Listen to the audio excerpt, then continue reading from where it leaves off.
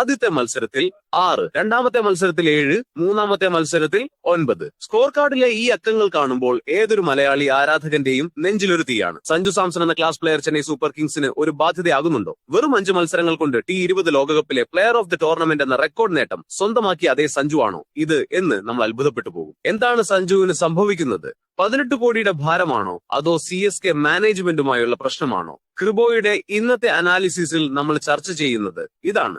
സംഭവം സത്യമാണ്, അതിശയോക്തിയല്ല. CSKയുടെ ഓരോ 2026 പരിപാടിയിൽ സാക്ഷാൽ MS ധോണിയേക്കാൾ കൂടുതൽ ആവേശം ആരാധകർ പ്രകടിപ്പിച്ചത് സഞ്ജുവിന്റെ പേര് കേട്ടപ്പോഴാണ്. അത്രയധികം പ്രതീക്ഷകളോടെയാണ് ചെന്നൈ ആരാധകർ സഞ്ജുവിനെ വരവേറ്റത്. പക്ഷേ ആദ്യ 3 മത്സരങ്ങൾ കഴിഞ്ഞപ്പോൾ ഫലം തീർത്തും നിരാശജനകമാണ്. ആദ്യ മത്സരത്തിൽ നാൻഡർബർഗറിന്റെ ആ ഇൻ സ്വിംഗിംഗ് ബോളിന് മുന്നിൽ സഞ്ജു പകച്ചുപോയി.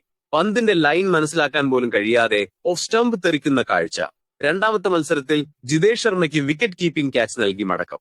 മൂന്നാമത്തെ കളിയിലാകട്ടെ ദേവദത്ത് പടിക്കലിന് സ്ലിപ്പിൽ ക്യാച്ച് നൽകിയുള്ള നിരുത്തരവാദപരമായ പുറത്താകൽ.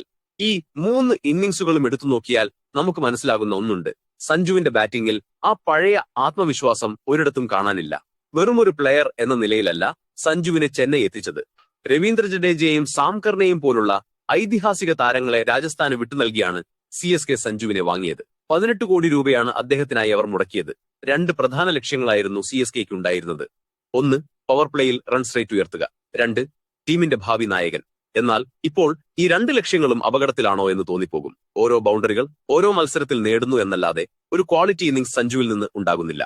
വീരേന്ദ്ര സേവാഗിന് ഫുട് വർക്ക് ഇല്ലായിരുന്നു എന്ന് വാദിക്കുന്നവർക്ക് പോലും സഞ്ജുവിന്റെ ഇപ്പോൾ കാണിക്കുന്ന ആത്മവിശ്വാസമില്ലാത്ത ഫുട് വർക്കിനെ ന്യായീകരിക്കാൻ കഴിയില്ല. ഇത് കേവലം സാങ്കേതികമായ പ്രശ്നമാണോ അതോ 18 കോടിയുടെ ആ വലിയ പ്രഷർ സഞ്ജുവിനെ വേട്ടയാടുകയാണോ?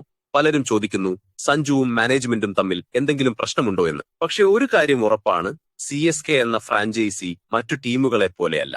അവർ തങ്ങളുടെ പ്ലേയേഴ്സിനെ അങ്ങേയറ്റം ബാക്ക് ചെയ്യും. 3 മത്സരം പരാജയപ്പെട്ടു എന്ന് കരുതി സഞ്ജുവിനെ ടീമിൽ നിന്ന് മാറ്റാൻ പോകുന്നില്ല.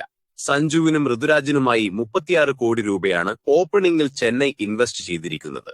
ഈ ഫൗണ്ടേഷൻ ശരിയായില്ലെങ്കിൽ അത് മൊത്തം ടീമിനെയും ബാധിക്കും. കഴിഞ്ഞ സീസണിലെ പരാജയം ആവർത്തിക്കാതിരിക്കണമെങ്കിൽ സഞ്ജുവിന്റെ ഫോം തിരികെ വന്നേ മതിയാകൂ. മെന്റലായ ഒരു ബ്ലോക്കാണോ സഞ്ജുവിനെ തടയുന്നത്? അതോ പുതിയ ഫ്രാഞ്ചൈസിയുമായി ഇണങ്ങിച്ചേരാൻ സമയമെടുക്കുന്നതാണോ? ധോണിയുടെ എൻട്രി ആരാധകർ കാത്തിരിക്കുന്നു. ബ്രേവീസ് അടുത്ത മത്സരത്തിൽ ഫിറ്റ് ആകുമെന്നും കരുതുന്നു. പക്ഷെ ചെന്നൈയുടെ വിധി നിർണ്ണയിക്കുന്നത് സഞ്ജുവിന്റെ ബാറ്റിംഗ് തന്നെയാകും. ലോകകപ്പ് ജയിപ്പിച്ച ആ പഴയ സഞ്ജു സാംസനെ നമുക്ക് അടുത്ത മത്സരത്തിൽ കാണാൻ കഴിയുമോ? നിങ്ങളുടെ അഭിപ്രായങ്ങൾ താഴെ കമന്റ് ചെയ്യൂ. ക്രിക്കറ്റ് ലോകത്തെ ഏറ്റവും പുതിയ വാർത്തകൾക്കും ഇതുപോലെയുള്ള മാച്ച് അനാലിസിസിനുമായി ക്രീബോ സബ്സ്ക്രൈബ് ചെയ്യാൻ മറക്കരുത്. അടുത്ത വീഡിയോയിൽ കാണാം. ബൈ.